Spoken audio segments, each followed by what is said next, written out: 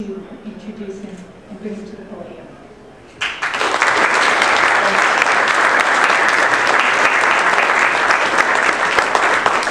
Thank you. And incidentally, when I wrote that letter to them, it was kind of fun because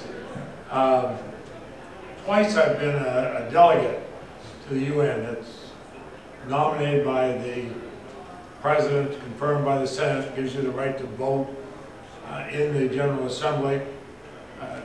Nominated once by President Clinton, then nominated once by President George W. Bush. I asked President Bush if his hand shook when he signed the nomination papers. But so I spent a lot of time at the UN, and it was kind of fun to tell them, look, we're not a state where everybody just lives in a little house out in the woods with wood stove, 2 cows, of course organic, but that we really are a high-tech state. And so I want to congratulate you and your team of students and staff and faculty, because no matter what I might say to the folks at the UN or anywhere else, unless you can do the work on Breakaway, it doesn't do any good.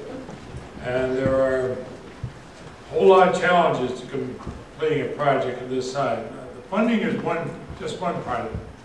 Then the scope and size of the audience you reach, not just the audience of people who are going to be here, but 133 countries.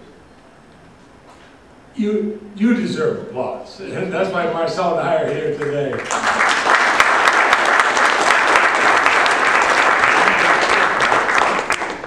And you young folks who have worked on it, you ought to know you've accomplished something. You've reached out way beyond here, reached around the world, and that's why I was so happy to work with the UN Population Fund, the UNFPA, to create a game to address violence against women. Now, in my work, I end up going to a number of these countries. Some we use the Leahy War Victims Fund, and others we deal with groups all over the world. The problem you have in violence against women in the United States is significant. What you have in some of these other countries is horrendous. It's horrendous. And we've gone to some of the clinics. We've talked to the people. I was a co-author of the United States Leading Domestic Violence Prevention Law, the Violence Against Women Act. And that, I did a lot of hearings, as you know, talked to a lot of people around the country, and including a number of victims of violence against women here in Vermont. Those stories, as horrendous as they are, pale against some of the stories we've heard in other parts of the world. So to see an electronic game aimed at reducing violence against women around the world, this is not only from a technical point of view what you've done is worthwhile, but from a moral point of view.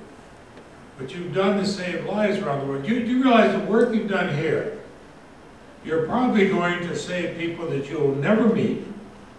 They won't have any idea who you are.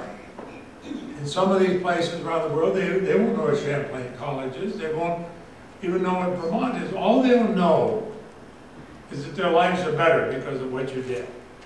Now, how many people can say that in their life? That, I think, is pretty significant.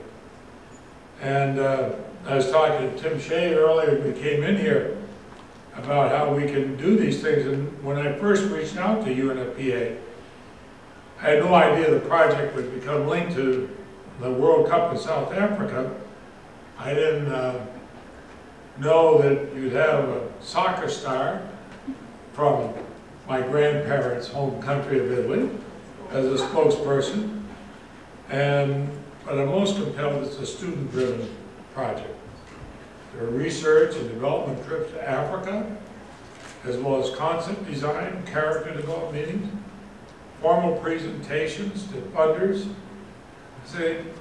But this is a shining example of what education should be today. It should be relevant experience. It should be learning real skills, real experience that you can use in today's professional workforce.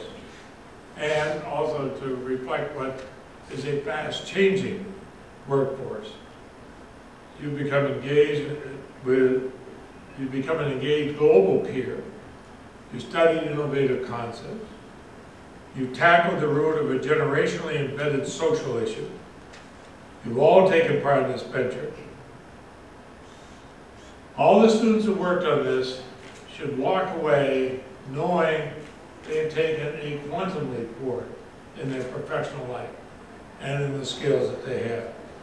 So I'm here just to applaud your work. I'm in awe of it. When we first started this, when I first talked to the UNFPA, I stuck my neck out and said, you could deliver. Well, I'm sure you could.